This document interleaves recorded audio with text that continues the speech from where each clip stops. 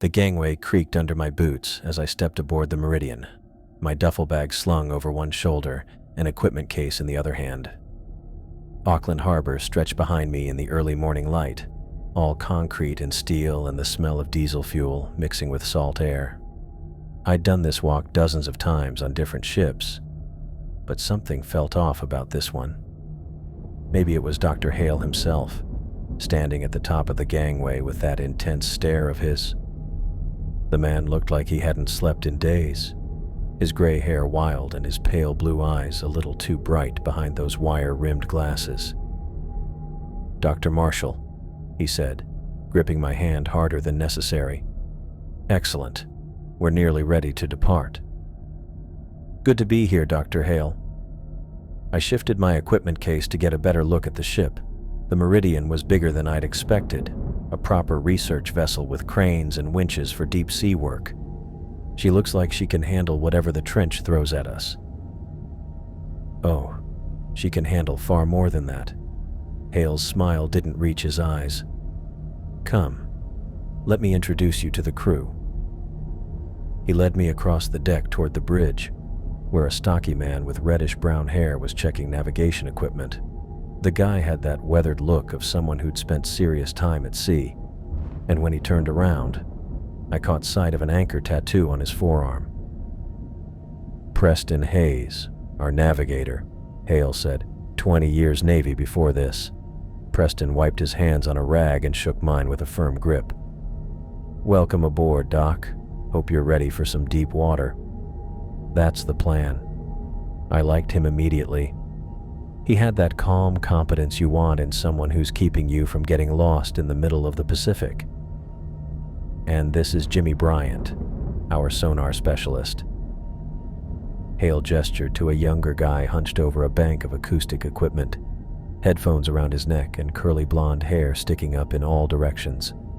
He looked up with bright blue eyes and an eager grin. "Dr. Marshall, I've read your papers on deep-sea ecosystem mapping. The work you did off the Mariana Trench was brilliant." Jimmy's Australian accent made everything sound enthusiastic. "Wait until you see what we're picking up down there. The acoustic signatures are completely mental." "Mental how?" I asked, but Hale was already moving on. "Rosa Little handles our equipment maintenance," he said, nodding toward a woman in gray coveralls who was inspecting one of the winch systems. She looked up and gave me a professional nod, her dark eyes serious. "Dr. Marshall, your gear made it aboard safely. I've got it secured in the lab space." "Thanks. I appreciate the careful handling." "And finally, Jenna Hudson, our medical officer." Hale indicated a woman in light blue scrubs who was organizing supplies near what looked like a compact medical bay. "Nice to meet you," she said with a Canadian accent, her hazel eyes kind but tired. "Hopefully I won't see much of you professionally." "That's the plan," I said, though something about the way she said it made me wonder what kind of medical emergencies she was expecting. Hale clapped his hands together. "Excellent. Now that we're all acquainted, let's discuss our mission parameters." He led us to a conference room below deck, where charts and research papers covered a large table.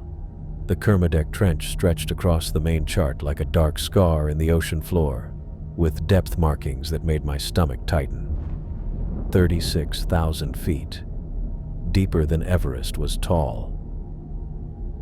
"We're heading to coordinates here," Hale said, tapping a spot on the chart. "The deepest accessible point of the trench. Previous expeditions have barely scratched the surface of what lies down there." "What exactly are we looking for?" I asked, studying the bathymetric data. The mission brief mentioned ecosystem surveys, but these depths...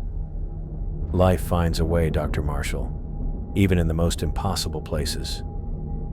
Hale's eyes had that bright intensity again. "But we're not just cataloging fish. We're exploring the fundamental mysteries of deep ocean consciousness." Preston looked up from the navigation charts. "Consciousness? The ocean is far more aware than we give it credit for," Hale continued, his voice picking up speed. Vast networks of communication, intelligence operating on scales we can barely comprehend. The deepest trenches are where these phenomena are strongest. I exchanged a glance with Preston, who raised an eyebrow. This wasn't the kind of language you usually heard in scientific briefings. "Dr. Hale," I said carefully, "when you say consciousness, are we talking about complex ecosystem interactions? Or..." "I'm talking about entities, Dr. Marshall. Intelligences that have existed in the deep ocean since before the continents took their current form."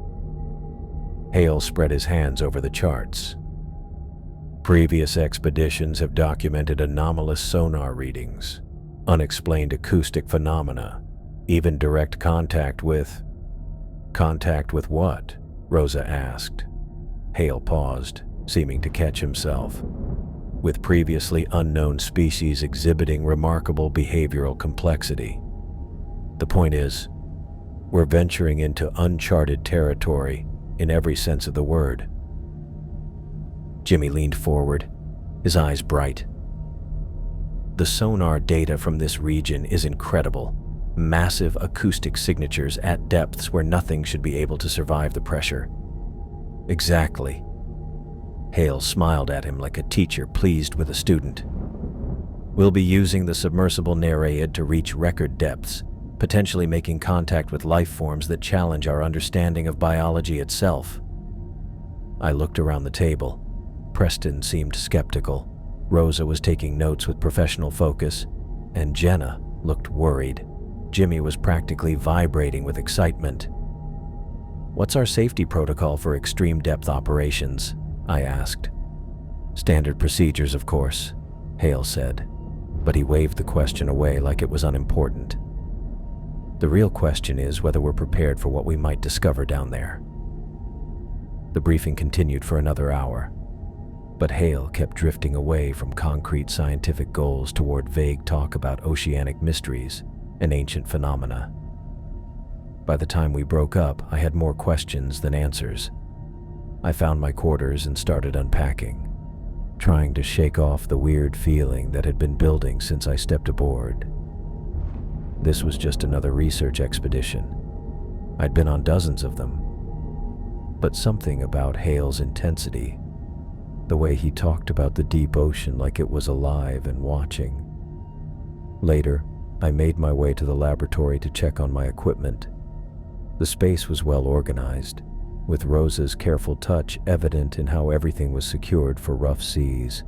But what caught my attention was Hale's desk in the corner, covered with research papers and books, and medication bottles, 3 of them lined up next to his computer. I couldn't read the labels from where I stood, but they looked untouched. I told myself it wasn't my business. Plenty of researchers dealt with anxiety or depression, especially on long expeditions. But combined with his strange behavior during the briefing. "Finding everything you need?" I turned to see Hale in the doorway, his pale eyes fixed on me. "Yes, thanks. Rosa did a great job with the setup. She's very thorough." He moved to his desk and casually shifted some papers, blocking my view of the medication bottles. "I trust you're comfortable with the mission parameters?" "Sure. Though I have to admit, some of your theories about oceanic consciousness are pretty far outside mainstream marine biology." Hale's smile was sharp. "Mainstream science has always been limited by its refusal to consider possibilities beyond conventional understanding. The deep ocean operates by different rules, Dr. Marshall. We'll need to expand our thinking if we want to comprehend what we find down there." "Right." I kept my voice neutral. "Well, I'm looking forward to seeing what the data shows us." "Oh, you'll see far more than data before this expedition is over." Something about the way he said it made my skin crawl, but before I could respond, the ship's engines rumbled to life. Through the porthole, I watched Auckland Harbor start to slide away. That night, as we headed northeast toward the Kermadec Trench, I lay in my bunk listening to the ship's sounds, the engine's steady throb, The creak of metal under stress, the whisper of water along the hull. Normal sounds that should have been comforting. But underneath them, I kept hearing something else. A rhythmic metallic noise, like something tapping against the hull from outside. Probably just the anchor chain or some loose equipment, but it had an odd pattern to it. Almost like... I shook my head. Like what? Morse code? That was ridiculous. I pulled out my laptop and reviewed the expedition files again, trying to focus on concrete scientific goals instead of Hale's weird theories. Deep sea ecosystem surveys, pressure adaptation studies, geological sampling. Standard stuff, even if we were going deeper than most expeditions attempted. But I kept coming back to those medication bottles on his desk, and the way he talked about entities and direct contact before catching himself. Outside my porthole, the Pacific stretched endlessly toward our destination. 3 miles of water would soon separate us from the ocean floor and whatever was waiting down there in the deepest part of the Kermadec Trench. The tapping sound came again, more distinct this time. I pressed my ear to the hull, but it stopped as soon as I tried to focus on it. Just ship noises, I told myself. Nothing more. But as I finally drifted off to sleep, I couldn't shake the feeling that something was already aware of our approach, watching from the depths as we sailed toward whatever Dr. Hale really expected to find down there. I closed my notebook and rubbed my eyes, trying to make sense of the patterns I'd been tracking for 3 days. The morning briefing had been worse than usual. Hale pacing around the conference room like a caged animal, his hair even wilder than before, talking about oceanic consciousness networks instead of our sample collection protocols. The traditional scientific approach is fundamentally limited, he'd said, waving his hands at the bathymetric charts. We're dealing with intelligence that operates on geological timescales, Dr. Marshall. Entities that have been communicating through deep ocean currents since the Precambrian era. Preston had shot me a look across the table that said, "What the hell is this guy talking about?" Rosa just kept taking notes, her face carefully neutral. Jimmy hung on every word like Hale was revealing the secrets of the universe. Now, sitting in the lab with my laptop open, I stared at the medication bottles on Hale's desk, still full, still untouched. The labels were turned away from me, but I could see they hadn't been opened since we left Auckland. Finding everything satisfactory? I jumped. Hale stood in the doorway, his pale blue eyes fixed on me with that unsettling intensity. Just reviewing the data from today's equipment checks, I said, closing my notebook. Rosa mentioned some issues with the deep sea cameras. Ah, yes, the stress fractures. Hale moved to his desk and casually shifted some papers, blocking my view of the medication bottles again. Perfectly normal for equipment rated to these pressures. The deep ocean tests everything to its limits. These cameras were rated for 40,000 feet. We haven't even deployed them yet. Hale's smile was sharp. The ocean has ways of preparing us for what we'll encounter down there. It's already reaching out, Dr. Marshall. Already making contact. I kept my voice level. Making contact how? Haven't you been listening to Jimmy's reports? The acoustic signatures we're detecting shouldn't exist at those depths. The pressure alone should prevent any large-scale movement, yet we're seeing massive displacement patterns, which could indicate geological activity, underwater landslides, thermal vents, or communication. Hale's eyes lit up. Deliberate, organized communication between entities that have existed in the deep trenches since before the continents took their current form. I stood up, suddenly needing to get out of the lab. I should check on the evening readings.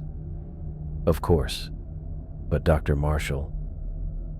Hale's voice stopped me at the door. Keep an open mind.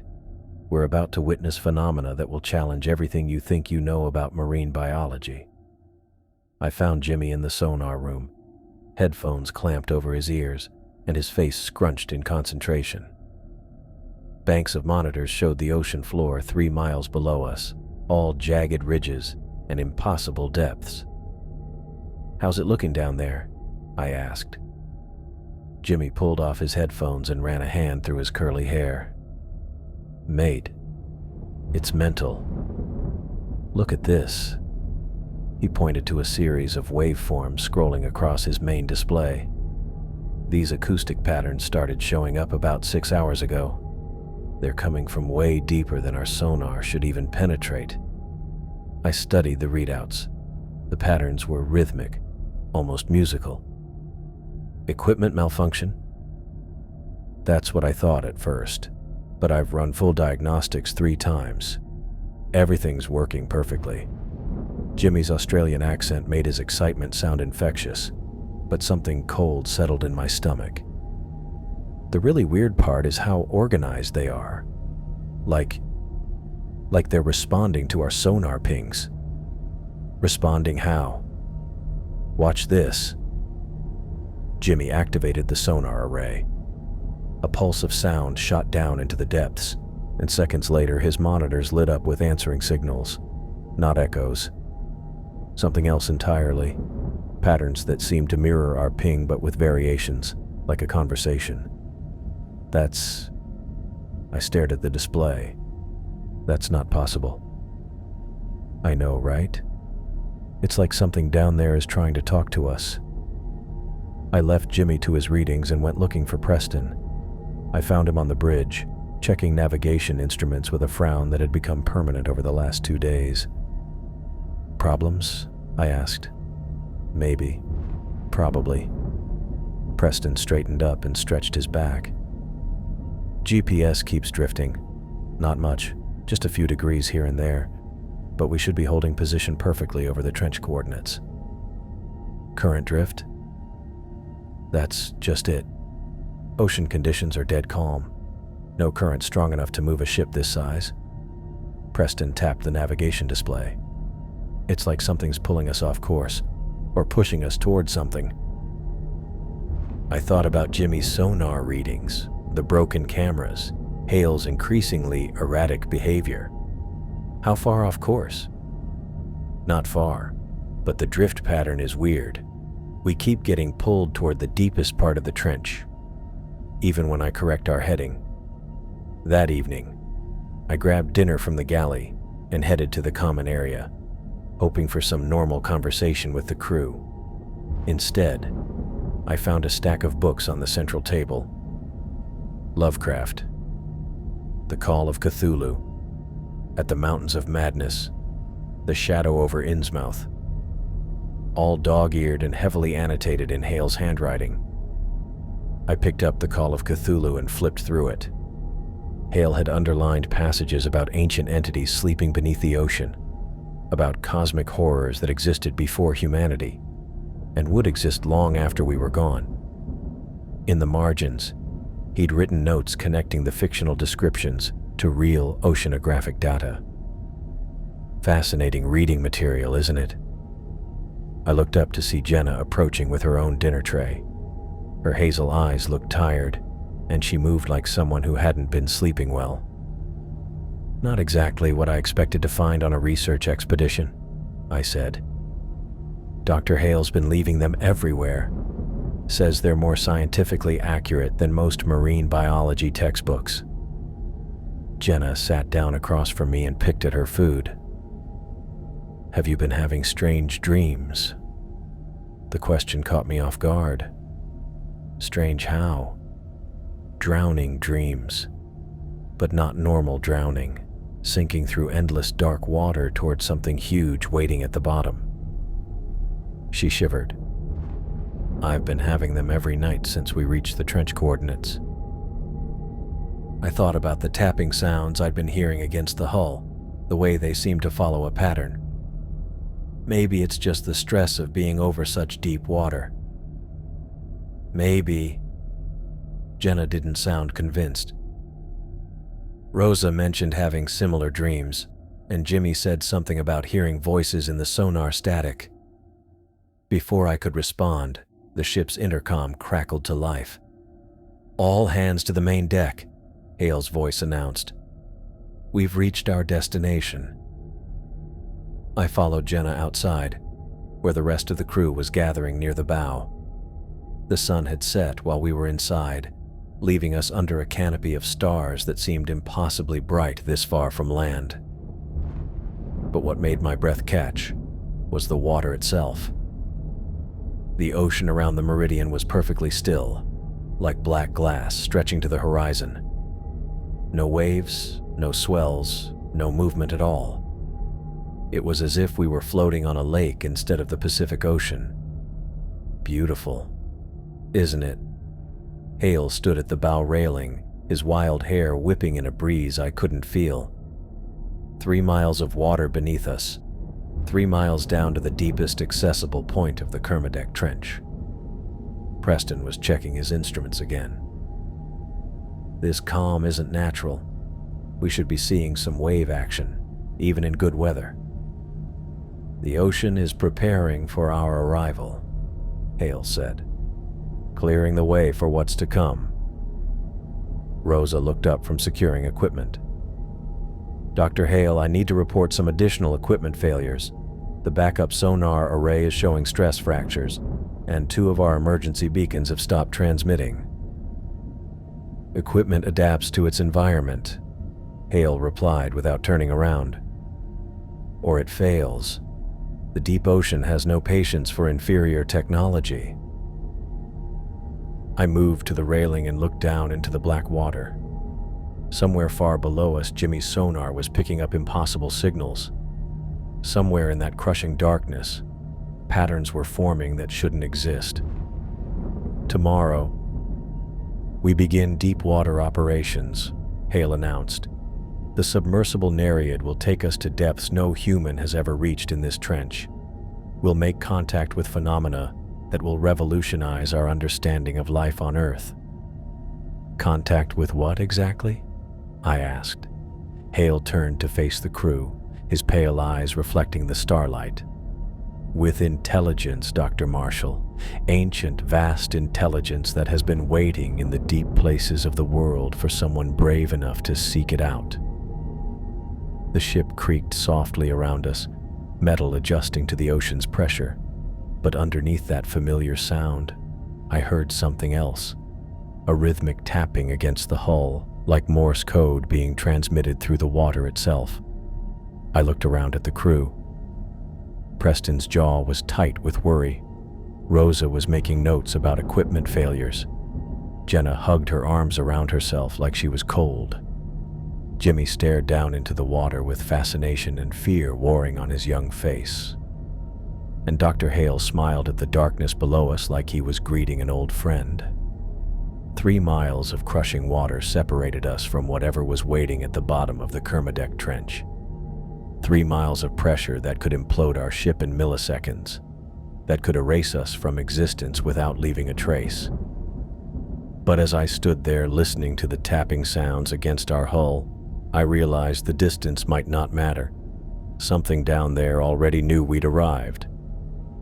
I woke up to Jimmy pounding on my door at 6 in the morning, his voice cracking with panic through the metal. "Doc, you need to get up. Rosa's gone." I pulled on clothes and followed him down the corridor to Rosa's quarters. The door stood open, her bunk made with military precision, work clothes folded neatly on the chair. Everything exactly as she'd left it the night before. "When did anyone last see her?" I asked. "Yesterday evening. She was checking the winch systems after dinner." Jimmy ran his hands through his curly hair. Preston found her room empty when he went to wake her for the morning shift. We searched the ship from bow to stern. Engine room, storage compartments, every corner where someone might take shelter or hide. Rosa's safety harness hung in its designated spot. Her personal flotation device sat untouched in her locker. Her tools were organized exactly how she always left them. Preston met us on the main deck, his weathered face grim. No sign of her anywhere. But here's the thing that bothers me. All her safety protocols were followed. Gear secured, equipment logged. Rosa doesn't make mistakes.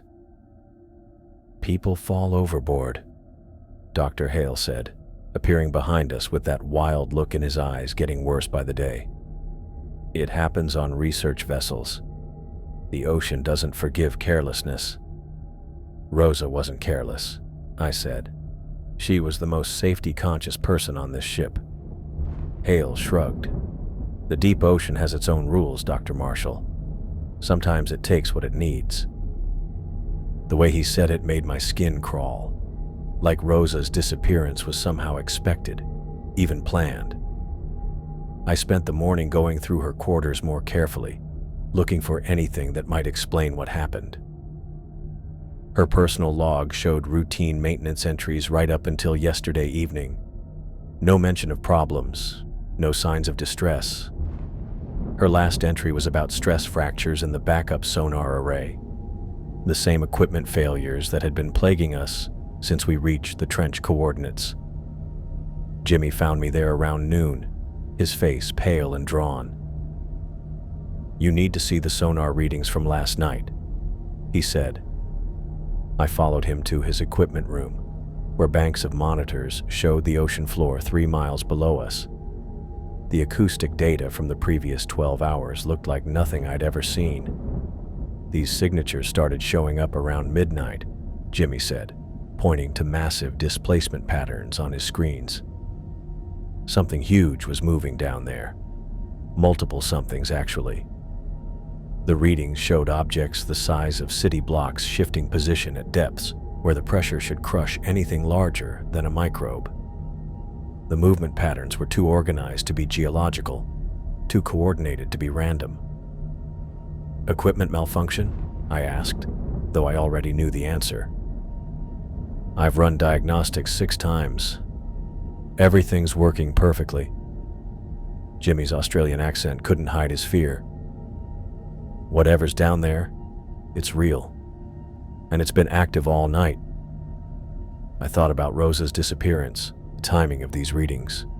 Did the movement patterns change around the time she went missing? Jimmy pulled up the data and his face went white. "Yeah, look at this spike around 3 a.m. Massive acoustic activity, then everything went quiet." Preston appeared in the doorway, his expression troubled. "We've got another problem. Ship's position has drifted again. 200 meters southeast since yesterday, even though our anchor systems are holding fine." "Current drift?" I asked. "That's just it. Ocean conditions are still dead calm. No current strong enough to move us." Preston showed me the navigation readings. "It's like something's pulling us toward the deepest part of the trench." I found Dr. Hale in the laboratory, hunched over his research papers, with those untouched medication bottles still lined up on his desk. When I entered, he looked up with eyes that seemed too bright, too focused. "Dr. Hale, we need to discuss Rosa's disappearance and these equipment anomalies." "Rosa understood the risks," he said, turning back to his papers. "The deep ocean doesn't tolerate those who venture too far into forbidden territories." "What's that supposed to mean?" Hale stood up and moved to the porthole, staring down into the black water. "The deepest places of the world have their own guardians, Dr. Marshall. Ancient intelligences that have existed since before the continents took their current form. They're selective about who they allow to approach." I felt that familiar chill running down my spine. "You're talking about Rosa like she was chosen for something." "Perhaps she was." Hale's reflection in the porthole smiled. "The ocean gives us signs, Dr. Marshall. We just have to be wise enough to interpret them." I left him there and went looking for Jenna. I found her in the medical bay, organizing supplies with shaking hands. Her usually neat appearance looked disheveled, dark circles under her hazel eyes. "How are you holding up?" I asked. "Not well." She set down a bottle of antiseptic and rubbed her temples. I've been having these dreams, drowning dreams, but not normal drowning, sinking through endless dark water towards something waiting at the bottom. Since when? Every night since Rosa disappeared. But they're getting worse, more vivid. Jenna's voice dropped to a whisper. In the dreams, I can see her down there. Rosa. She's not dead, but she's not alive either.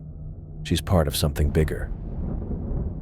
I thought about Jimmy's sonar readings, the massive movements in the deep. Jenna, I need you to stay close to the crew. Don't go anywhere alone. You think something happened to her? Something deliberate? I think we're dealing with phenomena we don't understand, and until we do, we need to be careful. That afternoon, despite everything that had happened, Dr. Hale insisted we proceed with the submersible deployment. The Nereid sat on the deck like a metal egg, its titanium hull designed to withstand pressures that would crush a human body in milliseconds. We can't let Rosa's disappearance derail our mission, Hale announced to the remaining crew. She would want us to continue the research. Preston's jaw was tight with anger. We should be heading back to port. We've lost a crew member. We've lost people to the ocean's natural dangers, Hale corrected. That doesn't change our scientific objectives. I watched him pace around the submersible, his movements jerky and excited. The man was coming apart, but his obsession with reaching the deepest parts of the trench only seemed to grow stronger. I'll monitor the dive from up here, I said.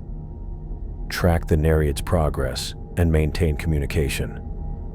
Excellent. Hale's smile was sharp. We'll be going deeper than any previous expedition in this trench. Maximum depth, Dr. Marshall. We're going to make contact with whatever's waiting down there. As the crew prepared the submersible for launch, I made detailed notes in my research log. Rosa's disappearance, the sonar anomalies, our drifting position, Hale's deteriorating mental state. The patterns were becoming impossible to ignore.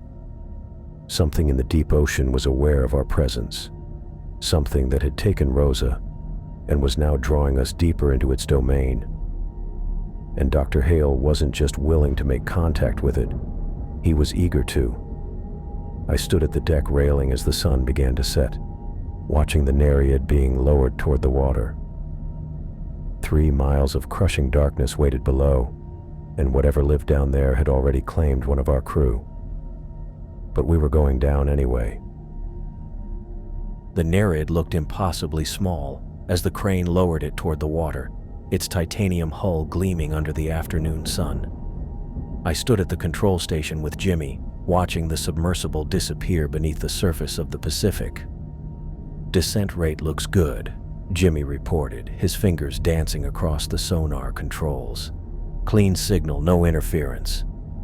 Dr. Hale paced behind us like a caged animal, his wild gray hair even more disheveled than usual. Excellent. Push them to maximum depth, Mr. Bryant. We're not here for shallow water surveys. I checked the communication panel. Nereid, this is surface control. Radio check, over. The response crackled through clearly. Surface control, Nereid. Reading you 5 by 5. Passing through 5,000 feet. All systems nominal. Preston stood at the navigation station, his weathered face creased with worry. Weather's holding steady, but I don't like how calm this water is. 20 years in the Navy, I've never seen the Pacific this still. The ocean is preparing for our arrival, Hale said, stopping his pacing to stare at the depth readings, clearing the way for what we're about to discover. At 10,000 feet, the first problem started. Surface control, we're getting some interference on the radio, the Nereid pilot reported. Signals breaking up intermittently. Jimmy frowned at his displays. That's weird. Sonar conditions should be perfect at that depth. Nereid, can you repeat your last transmission? I said into the microphone. Static filled the speakers before the pilot's voice came through, distorted and choppy. Experiencing some visual anomalies? Seafloor topology doesn't match charts. What kind of anomalies? I asked. More static. Then, formations that look artificial, covered in growth we can't identify. Hale moved closer to the radio, his pale blue eyes bright with excitement. Ask them about the structures. Get detailed descriptions.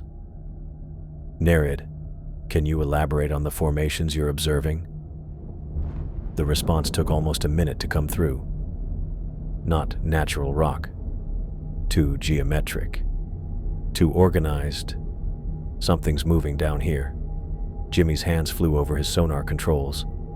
I'm losing their signal. The acoustic conditions are deteriorating fast. That's impossible, Preston said. Ocean conditions are dead calm.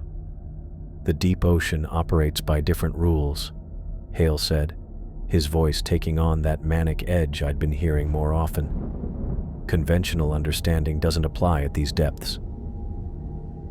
At 15,000 feet, the radio transmissions became fragments. Structures everywhere, like a city, but ancient, covered in static swallowed the rest. Nereid, you're breaking up. Please repeat. Life forms don't match any known species. Bioluminescent, organized patterns. Jimmy pulled off his headphones and ran his hands through his curly hair. The sonar's going mental. I'm seeing massive displacement patterns, but they don't make sense. Objects the size of buildings moving at depths where nothing should be able to survive. Equipment malfunction? I asked.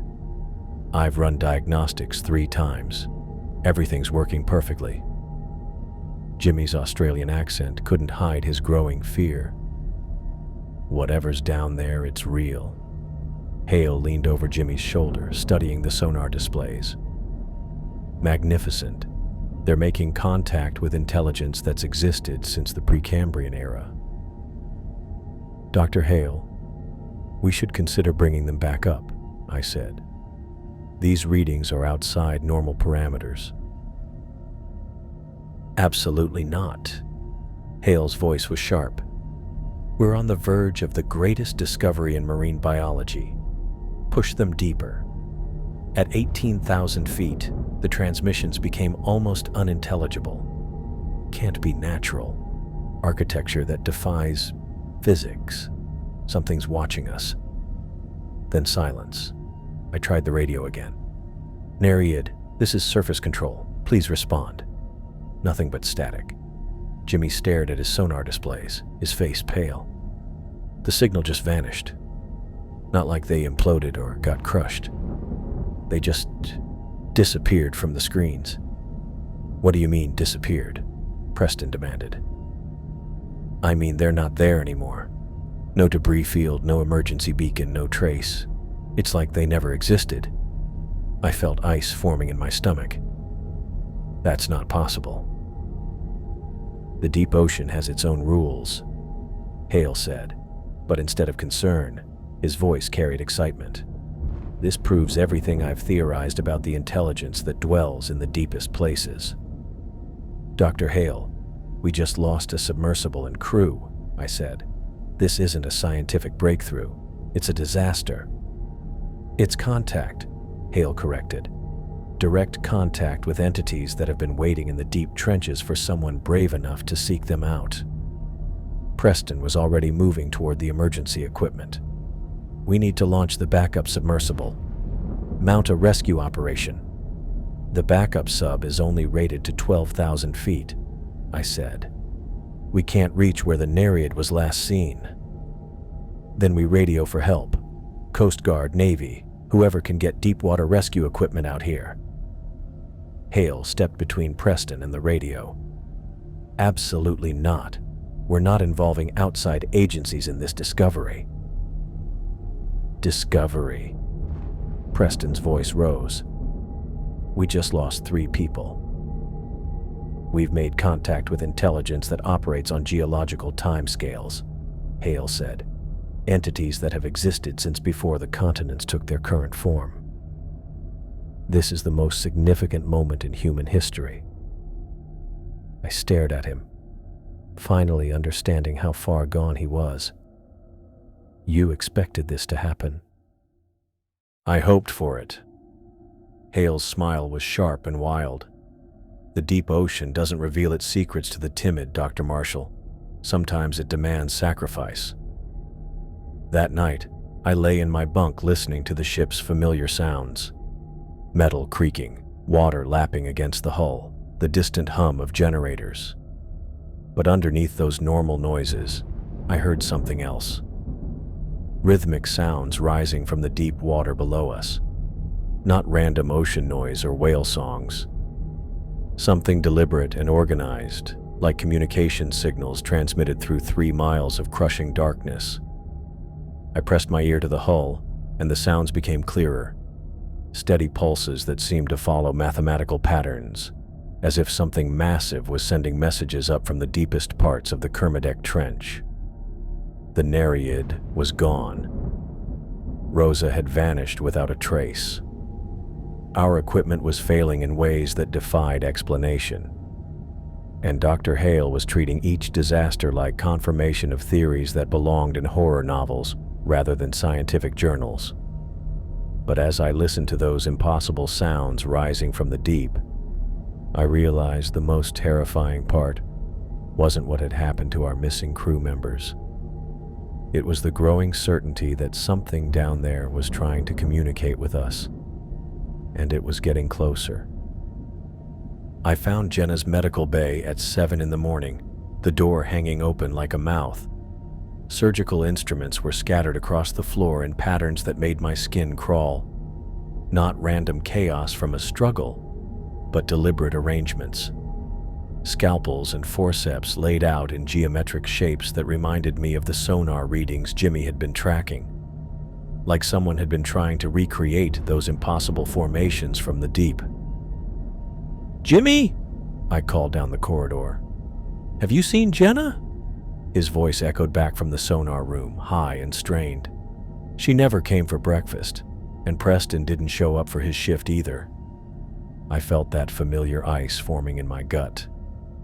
3 crew members gone in 4 days. Preston's quarters told the same story as Rosa's. Everything neat and organized, personal effects untouched. But his navigation log was different. The handwriting started normal, then gradually became more erratic as the entries progressed. Day 8. Standard navigation duties. GPS drift continues toward Trench Center. Day 10. Dreams getting worse. Massive structures underwater. Architecture that doesn't follow normal rules. Day 12. The city calls to us. Ancient beyond human understanding. We're not the first to find it. Day 14. They've been waiting so long. Patient as stone. Patient as deep water. The final entry was barely legible, written in shaking letters that looked more like claw marks than handwriting. The ocean remembers everything. We're going home. I closed the log and tried to steady my breathing. Preston had 20 years of Navy experience. He didn't write poetry about underwater cities. He dealt in facts, coordinates, weather patterns. But something had gotten into his head. I found Jimmy in the sonar room, hunched over his displays with dark circles under his eyes. His curly blonde hair stuck up at odd angles like he'd been pulling at it. "How long since you've slept?" I asked. "Can't sleep. Every time I close my eyes, I see it." He gestured at the sonar screens. "Look at this data from last night." The displays showed massive displacement patterns directly beneath our ship. Objects the size of city blocks moving in coordinated formations at depths where the pressure should crush anything larger than a microbe. "Equipment malfunction?" I asked, though I already knew the answer. "I've run diagnostics 8 times. Everything's working perfectly." Jimmy's Australian accent was thick with exhaustion. "Whatever's down there, it's real. And it's been active all night." The movement patterns were too organized to be geological, too coordinated to be random. They looked like construction activity, like something was building. "Jimmy, when did these readings start?" "Right after we lost the Nereid." "But they're getting stronger." He pulled up a comparison chart. "Each night, the activity increases. More movement, bigger displacements. It's like they're preparing for something." I thought about Jenna's scattered instruments, Preston's deteriorating log entries. "Have you noticed anything else? Changes in the crew's behavior?" Jimmy's hands shook as he adjusted the controls. "We're all having the same dreams, sinking through dark water toward a city that shouldn't exist. Buildings that hurt to look at, made from materials that don't follow physics. Dreams. Not normal dreams. Too vivid, too detailed. And they're getting longer each night." Jimmy turned to face me, his blue eyes wide with fear. "In the dreams, I can see Rosa and the others. They're not dead.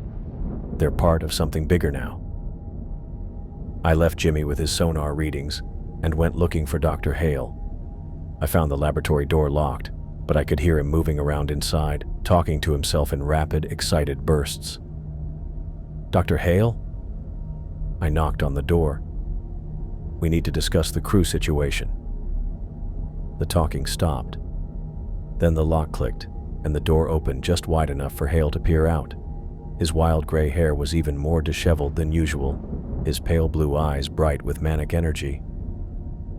"Dr. Marshall, excellent timing. I've been reviewing the historical data." He opened the door wider, and I saw the laboratory had been transformed. Charts and maps covered every surface, connected by red string like a conspiracy theorist's nightmare. Books lay open everywhere, not just Lovecraft, but academic papers on deep-sea geology, ancient history texts, and maritime disaster reports. Historical data on what? Previous expeditions to the deep trenches, ships that vanished without explanation, crews that disappeared. Hale moved to a wall covered with newspaper clippings and research papers. The patterns are unmistakable once you know what to look for. I scanned the articles. Ships lost in the Mariana Trench, the Puerto Rico Trench, the Peru-Chile Trench, all the deepest places in the world's oceans. "These are maritime accidents," I said. "Equipment failures, storms, human error." "That's what the official reports claim." Hale's smile was sharp. "But look at the details. Crews reporting strange sonar readings before they vanished. Equipment failures that defied explanation. Radio transmissions describing impossible underwater structures."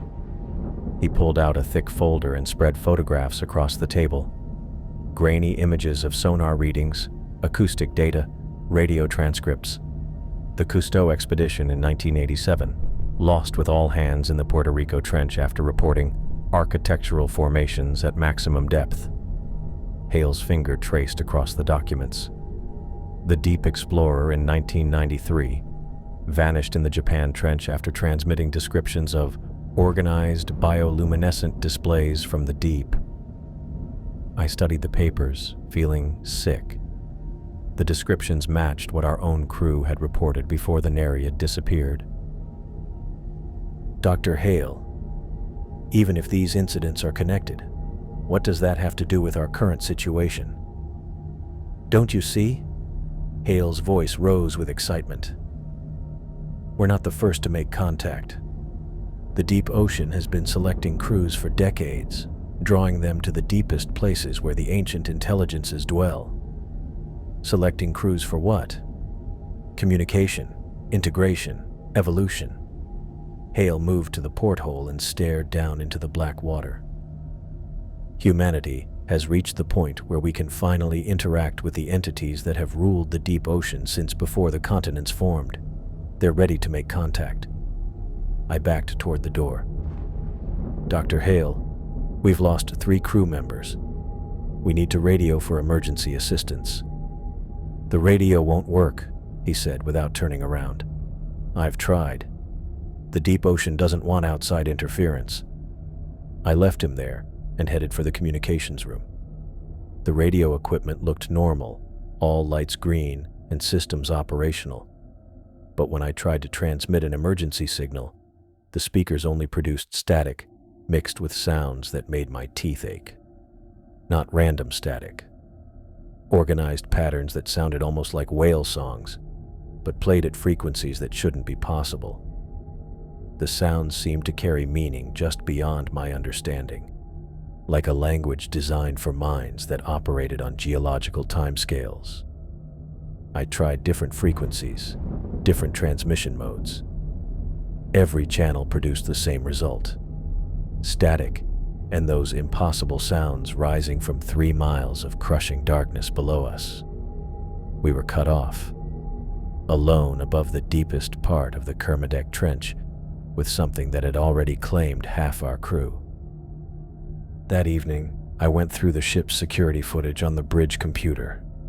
Most of the cameras had malfunctioned over the past week, but a few still recorded intermittently. What I found made my hand shake. Rosa's disappearance hadn't been random. The footage showed her walking calmly to the ship's edge at 3 a.m, moving with purpose rather than confusion. She stood at the railing for several minutes, then climbed over and dropped into the black water without a sound. No struggle, no hesitation, like she was answering a call. The partial footage of Jenna and Preston showed the same thing: calm, deliberate movement toward the ocean, like something was guiding them. I sat in the bridge chair, staring out at the impossibly still water. The Pacific stretched to the horizon like black glass, reflecting stars that seemed too bright, too close.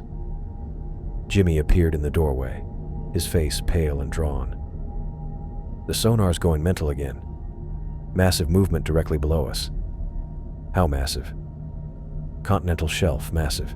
But it's not geological." Jimmy's voice cracked. "It's rising, Doc. Whatever's down there, it's coming up." I thought about the security footage, the crew members walking calmly into the ocean, about Hale's research into previous expeditions and his theories about ancient intelligences, about the dreams we were all having of sinking through endless dark water toward a city that defied human understanding. "Jimmy, how long do you think we have?" He checked his readings and his face went white. "Based on the current rate of ascent, maybe 6 hours before it reaches the surface. 6 hours until whatever had been waiting in the deepest part of the Kermadec Trench finally revealed itself." I looked out at the black water and realized the most terrifying part wasn't what was coming up from the deep. It was the growing certainty that part of me wanted to walk to the ship's edge and join the others in the crushing darkness below. I found Jimmy exactly where I'd left him in the sonar room, but something was wrong. He sat perfectly still in his chair, staring at the main display screen without blinking. His hands rested motionless on the control panel like he'd been frozen mid-adjustment. "Jimmy." I stepped closer and saw what had captured his attention. The sonar readings showed geometric patterns rising from the deepest part of the trench. Not random displacement signatures or equipment glitches, organized formations climbing through 3 miles of crushing water, heading directly for our position. The patterns looked architectural, like blueprints for structures that shouldn't exist at those depths. "How long have you been watching this?" I asked. Jimmy didn't respond. His blue eyes reflected the screen's glow, pupils dilated despite the bright display. When I touched his shoulder, he felt cold through his orange polo shirt. "Jimmy, talk to me." He blinked once, slowly, then turned his head toward me with mechanical precision. "They're coming up, Doc. Been climbing for hours now. Look at the depth readings." I checked the numbers and felt my stomach drop. The formations had risen from 36,000 feet to 28,000 feet since yesterday. Whatever was down there was ascending at a steady rate, defying every law of deep ocean physics I knew. "This can't be accurate," I said. "Nothing that size could survive the pressure changes." "Equipment's working perfectly. I've checked everything twice." Jimmy's voice sounded flat, emotionless. "They don't follow our rules." The laboratory door slammed open behind us, and Dr. Hale stumbled into the corridor. His white button-down shirt was torn at the sleeves, his gray hair wild and matted with sweat. Dark stains covered his wool trousers, and his wire-rimmed glasses sat crooked on his nose.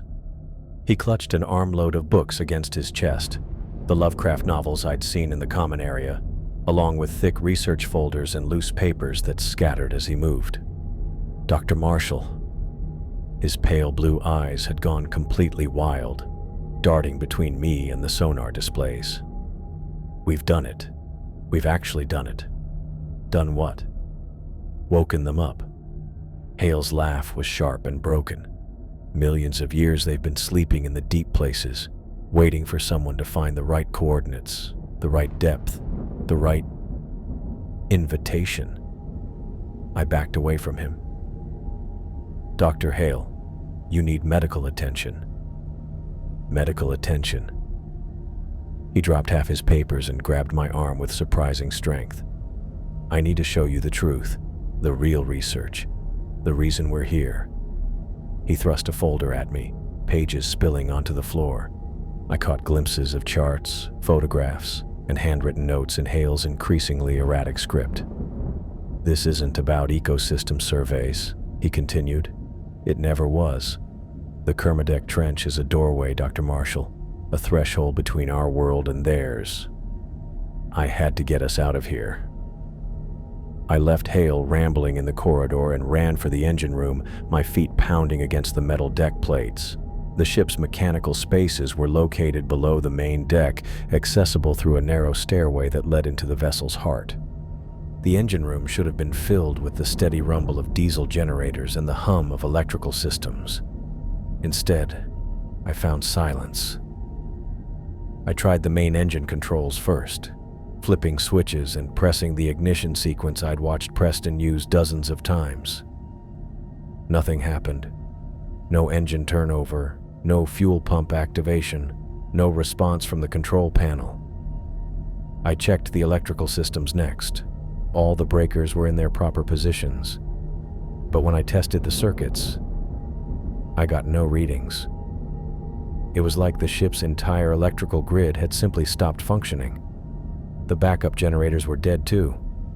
Emergency power, navigation systems, even the basic lighting circuits. Everything had failed simultaneously. But that was impossible. Ships had redundant systems specifically to prevent total power loss. I spent 20 minutes checking every system I could find. Fuel lines were clear. Batteries showed full charge. Mechanical linkages moved freely. Every component appeared functional, but nothing would start. It was like the ship itself had decided to stop working. I climbed back to the main deck and felt the hull vibrating beneath my feet. Not the normal vibration of engines or wave action, something deeper and more rhythmic. The metal plates hummed with a frequency I could feel in my bones, like the entire vessel was resonating with some external signal.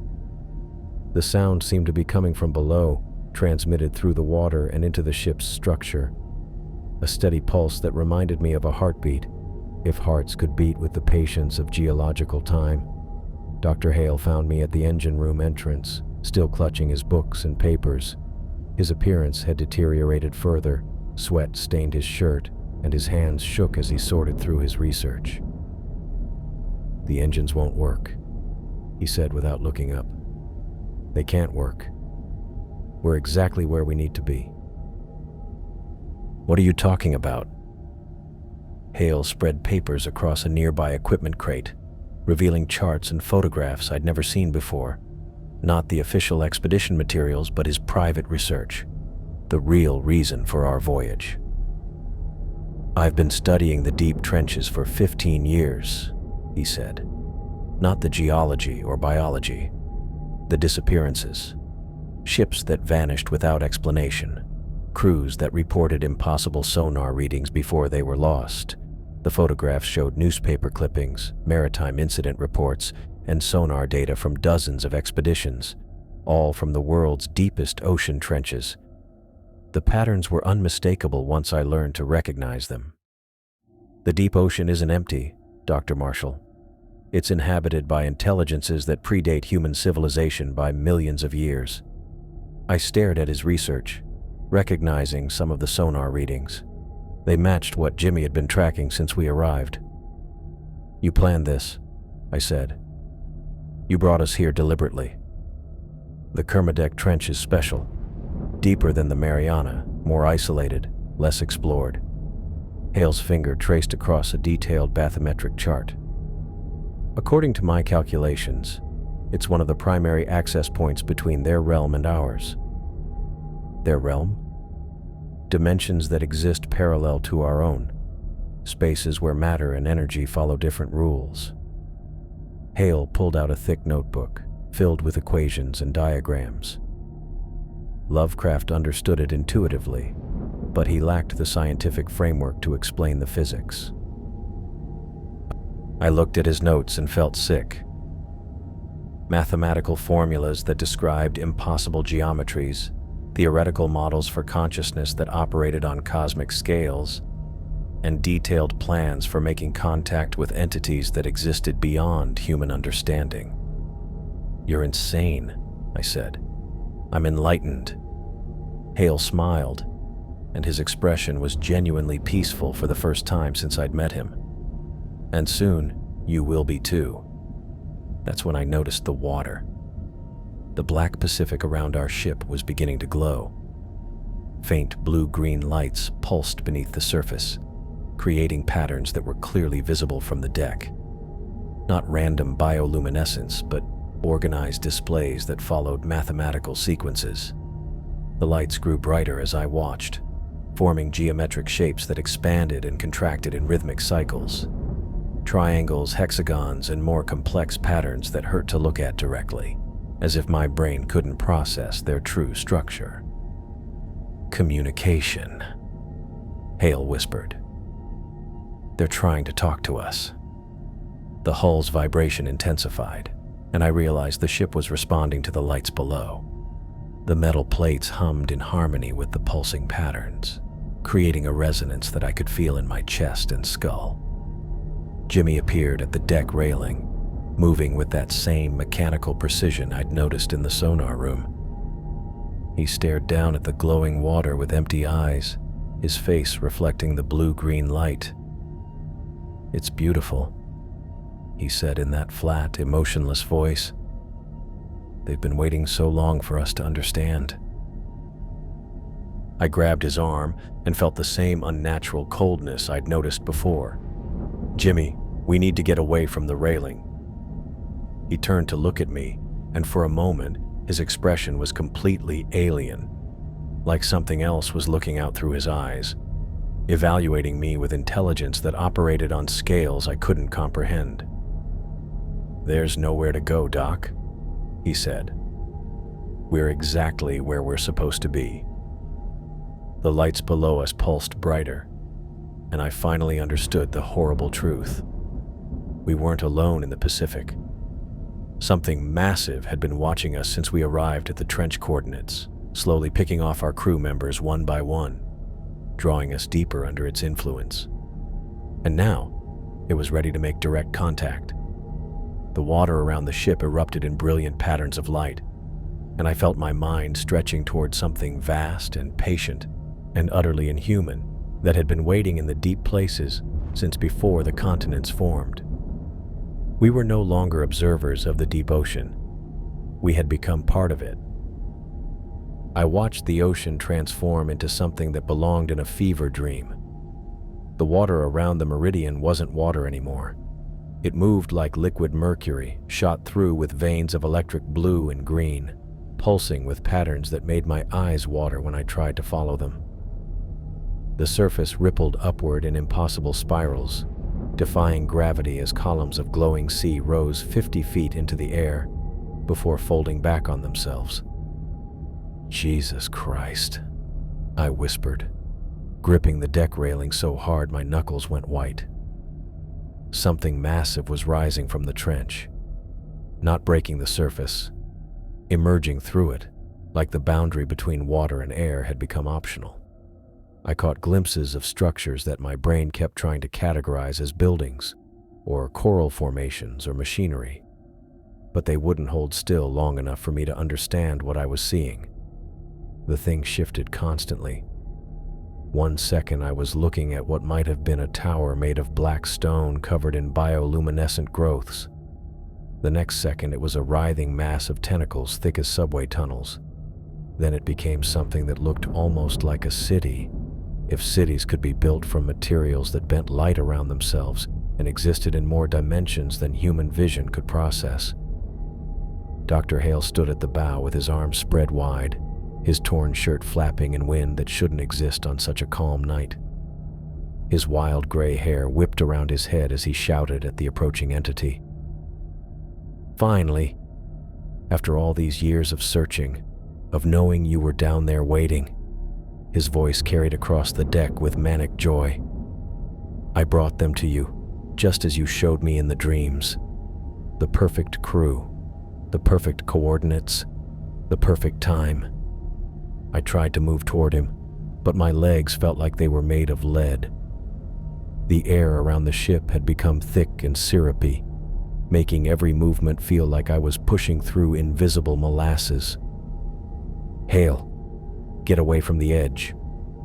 He turned to look at me, and his pale blue eyes reflected the entity's glow. "Don't you understand, Dr. Marshall? This is why we're here, not to study the deep ocean, to join it, to become part of something infinitely greater than our small human lives." The creature's approach created pressure waves that should have torn our ship apart. Instead, the Meridian rode them like a leaf on a gentle stream, rising and falling with movements that felt almost protective, like the entity was being careful not to damage us. That scared me more than violence would have. Time started acting wrong around the ship. I'd blink and find that minutes had passed, or I'd count my heartbeats for what felt like an hour only to realize the second hand on my watch had barely moved. The entity's presence was warping more than just space. It was bending the flow of time itself. Jimmy appeared beside me at the railing, though I hadn't seen him approach. His face was slack and peaceful, his blue eyes reflecting patterns from the water below. "Can you hear it, Doc?" he asked in that flat, emotionless voice. "It's trying to teach us, showing us how small we've been thinking." I could hear it, not through my ears. The sounds traveled directly through my bones and nervous system, bypassing normal hearing entirely. Deep thrumming notes that carried meaning without words. Concepts that human language had never developed terms for. The entity was trying to communicate, and my brain was stretching to accommodate ideas it was never designed to hold. I saw flashes of Earth's real history. Oceans that had existed before the continents took their current shape, filled with civilizations that rose and fell while life was still learning to crawl onto land. Beings that had watched the planet change through geological ages, patient as stone, waiting for the right moment to make contact with the temporary species that had recently learned to build ships. "We're not the first," I said, the words falling out of my mouth without conscious thought. "No," Jimmy agreed. "And we won't be the last. It's been calling to us for decades, drawing the right people to the right places. Rosa understood. Preston and Jenna too. They're part of it now." The creature's mass shifted closer to our ship, and I finally got a clear look at something that might have been its face. Or faces. Multiple sets of features that appeared and disappeared across its surface. Eyes the size of windows. Mouths that opened onto spaces filled with stars instead of teeth. Appendages that moved through dimensions I couldn't see. Dr. Hale laughed with pure delight and stepped onto the ship's railing. "Yes, show me the truth. Show me what lies beyond human understanding." He jumped, but instead of falling into the water, Hale seemed to fall upward, his body dissolving into the entity's mass like he was being absorbed into living liquid. His laughter echoed across impossible distances as his physical form became part of something infinitely larger. The entity noticed me then.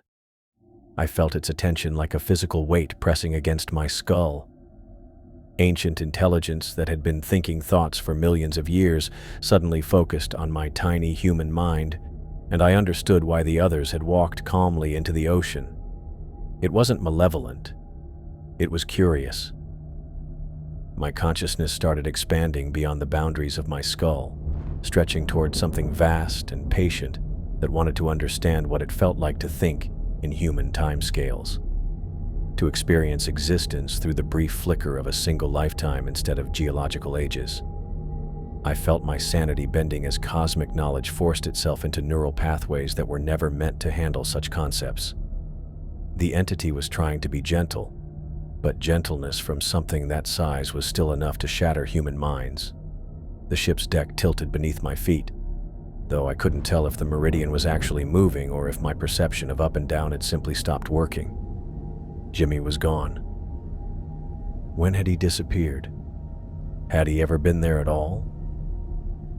I was alone on a ship that might not exist anymore, facing something that had been waiting in the deep places since before my species learned to make fire.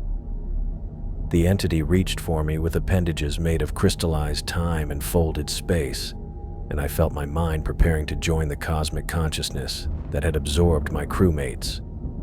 But instead of dissolution, I felt protection. A bubble of twisted reality formed around me, keeping me intact while exposing me to truths that no human was meant to survive. The creature wanted me to remember, to carry the knowledge back to the surface world, forever changed by contact with forces that operated on scales beyond human comprehension. As the encounter reached its peak, I understood the most terrifying truth of all. This wasn't a first contact situation. It was a reminder that humanity had never been alone in the oceans, and something infinitely patient was finally ready to reclaim what had always belonged to it. The entity's tentacles wrapped around the meridian like fingers, closing around a toy boat. Except these weren't normal tentacles. They existed in dimensions my brain couldn't process. I'd see them coming from the left, and somehow they'd arrive from above, or I'd watch them approach from behind while feeling them touch the ship's bow. My vision split into fragments. I was standing on the deck watching our vessel get crushed. I was floating above the scene looking down at myself. I was remembering this moment as something that happened 1,000 years ago. All three perspectives felt equally real, equally present, equally impossible. The creature's voice filled my head without using sound. "You see only the surface of time," it said. And suddenly I was drowning in images that weren't mine. Earth's oceans before the continents settled into their current positions. Vast cities built from materials that bent light and gravity, populated by beings that thought in geological timescales. Civilizations that rose and fell while life was still figuring out how to exist in tidal pools. I watched humanity's entire history compressed into a single moment, the brief flicker of a species that had learned to build ships and thought that made them masters of the sea.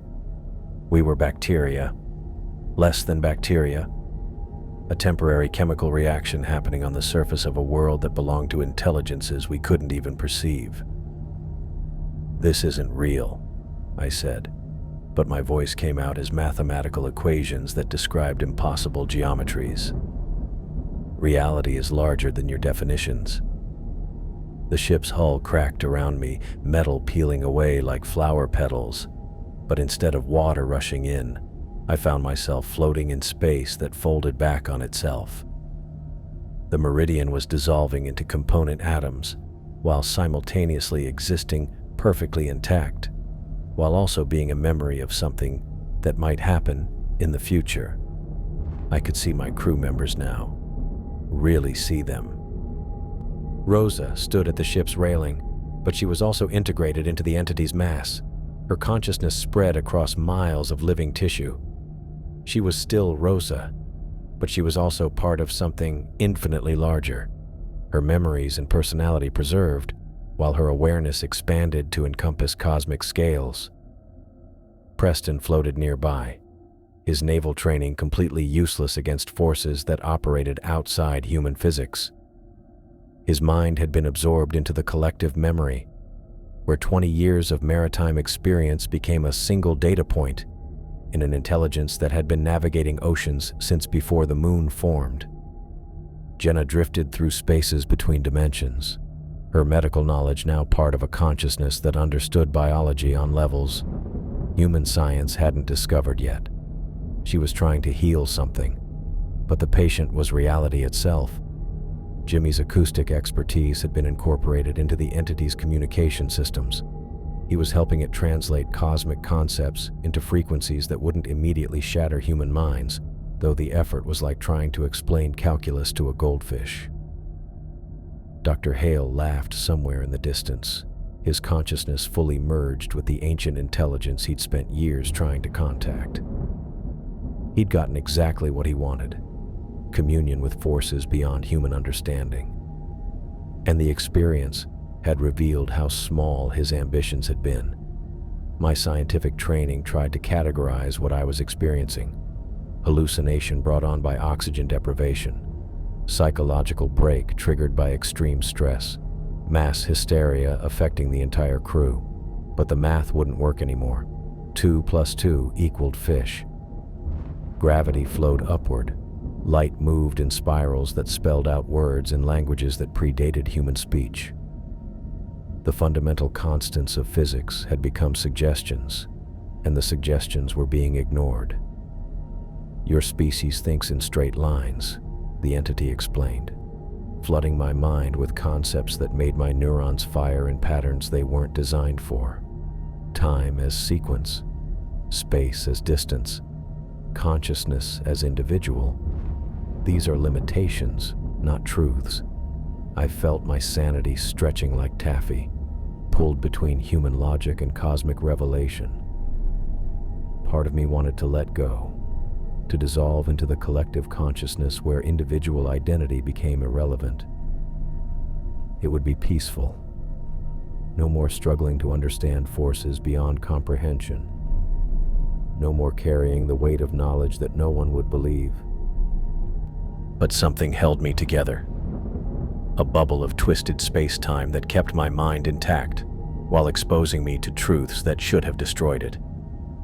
The entity was protecting me, deliberately. "You will remember," it said. And I understood this wasn't mercy. It was purpose. The creature needed a witness, someone to carry the knowledge back to the surface world, forever changed by contact with forces that operated on scales beyond human comprehension. Not to warn humanity. Warnings implied we had choices in the matter. But to prepare us for what was coming. The deep ocean was waking up. Intelligences that had been dormant for millions of years were stirring, ready to reclaim what had always belonged to them. Humanity's brief dominance of the planet's surface was ending, not through conquest, but through simple acknowledgement of who the real owners had always been. I felt the encounter reaching its peak, reality bending around me like heated metal. The meridian existed and didn't exist. My crew was dead and alive and transformed into something beyond both states. I was floating in the Pacific and standing in dimensions that had no names, and remembering events that hadn't happened yet. The entity began to withdraw, pulling its attention away from our tiny corner of existence. But the connection remained, a permanent link between my human consciousness and something vast and patient that had been thinking thoughts since before my species learned to make fire. As the cosmic presence faded, I found myself alone in a life raft under clear Pacific skies, with no memory of how I'd gotten there or how much time had passed since the meridian's destruction. But I remembered everything else. The weight of cosmic knowledge pressed against my skull like a tumor made of mathematics and madness. I understood now why the others had walked calmly into the ocean. Compared to carrying this awareness back to a world that would never believe it, dissolution into something larger seemed like the merciful option. I floated on the endless Pacific, forever changed by contact with forces that made humanity's existence feel like a brief chemical accident on a world owned by much older intelligences. And somewhere in the deep places, something vast and patient was watching, waiting for the next time our species would stumble into truths we were never meant to understand.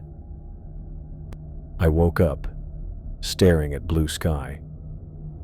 Not the impossible star-filled darkness I remembered from the entity's presence, but normal Pacific blue with white clouds drifting across it like nothing had happened. My body was cramped in what felt like a small space, and when I tried to sit up, orange fabric walls surrounded me on 3 sides. A life raft. I was floating in a standard emergency life raft, the kind every research vessel carried but hoped never to use. My mouth tasted like salt and copper. My clothes, the same navy polo and khaki pants I'd been wearing during the encounter, were stiff with dried seawater but not soaked through. How long had I been out here? The sun felt warm on my face, but I couldn't tell if it was morning or afternoon. I checked my dive watch. The digital display showed Tuesday, October 15th, 2:47 p.m. That couldn't be right. The entity had emerged on September 24th. I'd been floating out here for 3 weeks, but I felt like I'd just closed my eyes. The cosmic encounter with that ancient intelligence felt like it had happened minutes ago, not weeks. I could still feel the weight of impossible knowledge pressing against my skull, still see the after images of geometries that shouldn't exist. A low rumble carried across the water. I turned and saw a white vessel approaching from the northeast, its hull cutting through gentle swells that looked completely normal.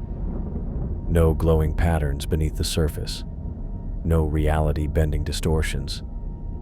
Just regular Pacific Ocean behaving exactly like water was supposed to behave. The ship grew larger as it approached, and I could make out U.S. Coast Guard painted in black letters along its side. The vessel was maybe 200 feet long, with the clean lines and professional equipment of a serious rescue operation. They'd found me. Somehow, impossibly, they'd found me floating in the middle of nowhere. A voice called across the water through a bullhorn. "This is the Coast Guard cutter Stalwart. Are you injured? Can you respond?" I tried to answer, but my voice came out as a croak. I cleared my throat and tried again. "I'm okay. I think I'm okay." The cutter maneuvered alongside my life raft with practiced precision. Crew members in orange safety gear appeared at the railing, and within minutes they'd thrown me a line and were hauling me up to their deck. "Easy there, sir. We've got you." A petty officer with kind eyes helped me over the railing. "You're safe now. What's your name?" "Dr. Leon Marshall. I was part of a research expedition on the vessel Meridian." The crew members exchanged glances. The petty officer nodded slowly. "Dr. Marshall, I'm Petty Officer Chen. We've been looking for you for quite a while. Let's get you below deck and checked out by our medic." They wrapped me in blankets and led me to a small medical bay, where a Coast Guard medic started checking my vital signs. Everything felt surreal after what I'd experienced. These people were treating me like a normal rescue case, following standard procedures for someone who'd been lost at sea. "How long was I out there?" I asked. 3 weeks, sir," Chen said. "You were reported missing when your research vessel failed to return to Auckland. We've had multiple search teams covering this area." 3 weeks. The math didn't work. I remembered every moment of the entity's emergence, the dissolution of reality around the Meridian, my crew members being absorbed into something cosmic and ancient. That had felt like hours, not weeks. What about my crew? Did you find anyone else? The medic paused in taking my blood pressure. Chen's expression became carefully neutral. Sir, you were the only survivor we located. I'm sorry. But they're not dead. They were taken by something, absorbed into... Dr. Marshall, Chen interrupted gently. You've been through a serious trauma. It's normal for survivors to experience confusion and memory issues after prolonged exposure. I wanted to explain what had really happened, about Dr. Hale's obsession with deep ocean consciousness, about the entity rising from the Kermadec Trench, about reality bending around something so ancient and vast that human minds couldn't process its existence. But looking at these professional, competent Coast Guard personnel, I realized how insane it would sound. The Meridian, I said instead. What happened to our ship? We're still investigating, Chen said. Based on debris patterns and your last known position, it appears you experienced catastrophic mechanical failure, possibly an engine room explosion. That's not what happened. Sir, trauma can affect memory formation. The important thing is you're alive, and we're going to get you proper medical attention. They ran me through standard rescue protocols, blood pressure, temperature, basic neurological tests.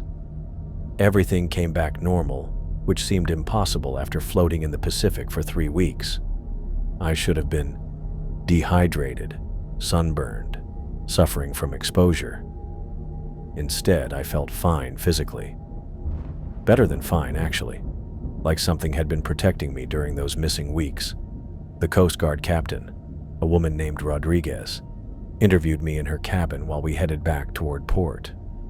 She was professional and sympathetic, but I could see the skepticism in her eyes when I tried to describe the expedition's real purpose. Dr. Hale was studying what he called deep ocean consciousness, I explained. He believed there were intelligences in the deepest trenches that had existed since before human civilization. And you think these intelligences were responsible for your ship's destruction? When she put it like that, it sounded ridiculous even to me. I know how it sounds, but the sonar readings we detected, the equipment failures, the way crew members started disappearing. Dr. Marshall, we've seen the psychological effects of maritime disasters before. Survivors often create elaborate explanations for traumatic events their minds can't fully process. She showed me the official incident report they were preparing. Mechanical failure aboard the research vessel Meridian had resulted in explosion and total loss of the ship. 5 crew members presumed dead. 1 survivor recovered after 3 weeks in a life raft. No mention of cosmic entities or reality-bending encounters. No reference to the impossible things I'd witnessed. Just a standard maritime accident with conventional explanations. The debris field we located supports the mechanical failure theory, Captain Rodriguez said. Metal fragments consistent with engine room explosion scattered across approximately 2 square miles. You found debris? Enough to confirm the vessel's destruction. I'm sorry, Dr. Marshall. I know this is difficult to accept, but I hadn't seen any explosion. The Meridian had been dissolved by something that existed outside normal physics, absorbed into an entity that treated our reality like a temporary inconvenience. Unless that's not what had happened at all. Unless 3 weeks of floating in the Pacific had scrambled my brain so badly that I'd constructed an elaborate fantasy to explain a simple mechanical disaster. The doubt felt worse than the cosmic horror. At least when I was facing something ancient and impossible, I knew what I was dealing with. This uncertainty about my own perceptions was eating me alive. That night, lying in a Coast Guard bunk while we headed back to civilization, I stared at the ceiling and tried to make sense of what I remembered versus what everyone was telling me had happened. The entity's presence felt absolutely real. I could still sense its vast intelligence somewhere in the deep places, patient and ancient and utterly alien. But maybe that was just my brain's way of processing trauma, too big for human psychology to handle. Maybe Dr. Hale had been having a psychotic break, and his obsessions had infected the rest of us. Maybe the equipment failures and crew disappearances had perfectly rational explanations that my stressed mind had twisted into something supernatural. Maybe I was just a traumatized survivor who'd spent 3 weeks hallucinating in a life raft. But as I drifted toward sleep, I heard something that made my blood freeze. A rhythmic tapping against the Coast Guard cutter's hull, transmitted through the water from somewhere far below. The same pattern I'd heard aboard the Meridian. The same deliberate, organized sound that had preceded everything that happened to my crew. I pressed my ear to the bulkhead and listened to the deep ocean sending messages through 3 miles of crushing darkness, and I knew with absolute certainty that some things were too big and too patient to be explained away by human institutions. The entity was still down there, still watching, still waiting, and somehow, it had made sure I survived to remember. I stared at the computer screen until the words blurred together. But the data didn't change no matter how many times I refreshed the search results. 17 research vessels lost in the Pacific's deepest trenches over the past 40 years. 17 ships that had simply vanished without sending distress signals, leaving behind debris patterns that maritime investigators blamed on sudden mechanical failures. The Scripps Institution library was empty at 10 p.m. Just me and the hum of fluorescent lights and the weight of knowledge I couldn't share with anyone. 6 months since the Coast Guard had pulled me from that life raft, and I was still trying to convince myself I'd imagined everything that happened aboard the Meridian. My colleagues thought I was dealing with survivor's guilt. Dr. Peterson had suggested I take another month of leave. The department head kept assigning me shallow water projects. Nothing that required going more than a few miles offshore. They were being kind, protective, treating me like someone who'd been through trauma and needed time to heal. If only it were that simple. I clicked through another maritime incident report, this one from 1987. The research vessel Cousteau's Dream had been studying thermal vents in the Puerto Rico Trench when they'd reported unusual acoustic phenomena and architectural formations inconsistent with known geological processes. 3 days later, the ship was found drifting empty, all crew members missing, electronics fried by what investigators called electromagnetic interference from unknown sources. The official report blamed equipment failure and crew abandonment during a storm. But I'd read enough of these files now to recognize the pattern. Ships that went too deep, crews that reported impossible sonar readings, equipment that failed in ways that defied explanation. And always,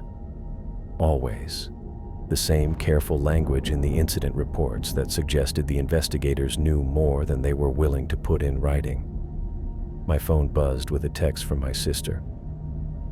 "Haven't heard from you in weeks. Mom's worried. Call me." I turned the phone face down and kept reading. The 1993 Deep Explorer incident in the Japan Trench. The 2001 Abyssal Pioneer disappearance near the Mariana. The 2008 bathysphere incident off the coast of Chile.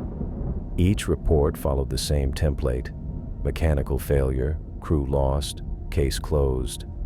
But between the lines, I could see the truth that no one wanted to acknowledge.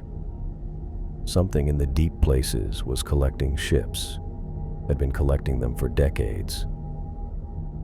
My hand shook as I opened another file, this one containing photographs of sonar readings from the Deep Explorer's final transmission. The acoustic patterns looked exactly like what Jimmy had shown me aboard the Meridian. Organized, mathematical, impossible at those depths. I pushed back from the computer and walked to the window overlooking the Pacific. Even at night, I could see the white foam of waves breaking against the shore. Normal ocean behavior that should have been comforting. Instead, I found myself searching the dark water for signs of the blue-green lights I'd seen during that final night. The nightmares were getting worse. Every time I closed my eyes, I was back in that life raft, watching reality bend around something so vast and ancient that human minds weren't equipped to process its existence. But the dreams didn't stop there anymore. Now I was sinking through endless dark water, following Rosa and Preston and Jenna toward structures that hurt to look at directly. In the dreams, they were still alive, still themselves, but also part of something infinitely larger. Their consciousness had been absorbed into a collective intelligence that thought in geological timescales, and they were trying to tell me something important. Something about humanity's real place in a world that had never belonged to us. I'd started keeping a dream journal, writing down everything I could remember before the details faded. The entries were getting longer, more detailed, filled with descriptions of impossible architecture and beings that existed in dimensions human language couldn't describe. A security guard appeared in the library doorway, flashlight in hand. "Dr. Marshall? Building closes at 10:30. "Just finishing up," I said, but I didn't move from the window. The guard waited patiently while I gathered my research files. As I walked past him toward the exit, he gave me the same look everyone had been giving me for months, concern mixed with careful distance, like I was a piece of equipment that might malfunction without warning. Outside, the October air was cool and damp with ocean spray. I sat in my car for a long time, staring at the dark Pacific and trying to work up the courage to drive home to my empty apartment where the shadows moved wrong and my reflection sometimes showed rooms I'd never seen before. My phone rang. Dr. Peterson's name appeared on the screen. "Leon, I know it's late, but I wanted to check on you. Sarah mentioned you've been spending a lot of time in the library. Just catching up on some research." "Research into what, exactly?" I could hear the careful concern in his voice. Peterson had been my mentor for 8 years, had guided me through my doctoral work and helped me land my position at Scripps. He was a good man who genuinely cared about my well-being. "Maritime incidents," I said. "Ships lost in deep ocean trenches." A pause. "Leon, I think it might be helpful if you talk to someone. The university has counselors who specialize in trauma recovery." "I'm fine, David." "Are you? Because from where I'm sitting, it looks like you're trying to find patterns in random maritime accidents. That's not healthy processing of what you went through." Random accidents. That's what everyone called them. Convenient explanations that let people sleep at night without worrying about what might be watching from the deep places. "I should go," I said. "Leon, wait. I want you to know that your position here is secure. Take all the time you need, but please consider getting some help."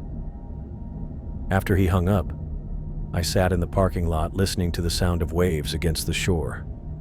Normal ocean sounds that should have been peaceful. Instead, I found myself analyzing the rhythm, searching for the organized patterns I'd heard that night aboard the Meridian. At home, I poured 3 fingers of whiskey and opened my laptop. The encrypted files were getting longer each week, filled with everything I could remember about the expedition and the entity we'd encountered. I told myself I was documenting the experience for scientific purposes, but the truth was simpler and more frightening. I was writing it down because the memories were changing, not fading, getting clearer, more detailed, as if something was feeding me information I hadn't been able to process during the actual encounter. Tonight's entry started like all the others, day 187 post-rescue. The dreams are becoming more vivid. I can see the city now, the one Rosa and the others were drawn to. It's not built from any material that exists in our reality. The architecture follows geometries that make my eyes water when I try to focus on them directly, but it's not malevolent. That's what people don't understand when I try to explain. The entity isn't evil in any human sense. It's just so much larger than us that our existence barely registers as significant. We're bacteria to something that's been thinking thoughts since before the continents formed. The others weren't killed. They were absorbed, integrated into something that operates on cosmic scales.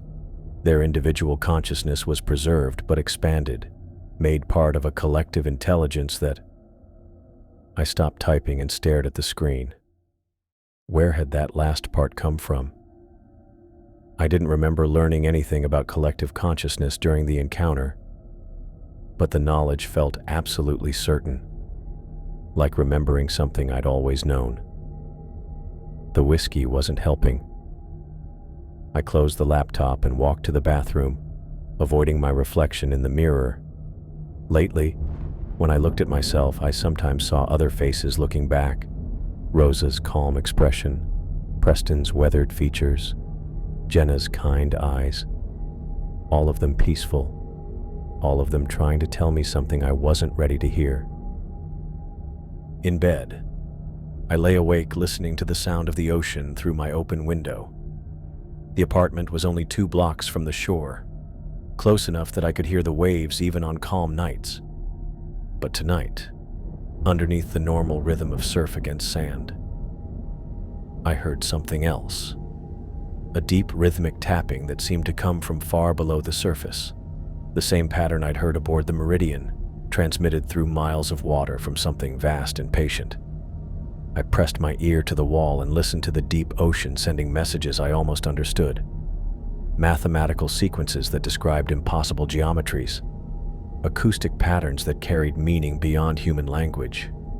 The entity was still down there, still watching, still waiting for humanity to stumble into truths we weren't equipped to handle. And somehow, through methods I couldn't begin to comprehend, it was still connected to me. The rescue hadn't broken that link. It had strengthened it, turning me into a conduit between 2 realities that were never meant to intersect. I reached for my phone and started typing a new message to my encrypted files. The connection is getting stronger. I can feel it watching through my eyes, thinking through my brain. It's not trying to control me. It's trying to understand what it means to exist in a single lifetime instead of geological ages. I'm its window into human-scale consciousness. But the process is changing me. I'm starting to see things from its perspective, understanding how small and temporary our species really is. The knowledge is too big for human minds to hold without breaking. I think that's why it let me survive. Not as a warning to humanity, but as an experiment. It wants to know what happens when cosmic truth gets compressed into a brain that evolved to hunt and gather and form social bonds. The answer is madness. Slow, creeping madness that feels like enlightenment. I saved the file and closed the laptop, but sleep was impossible. Outside my window, the Pacific stretched toward horizons where something ancient and patient was conducting experiments on the nature of consciousness itself. And I was the test subject, forever changed by contact with forces that made humanity's entire existence feel like a brief chemical accident on a world owned by much older intelligences.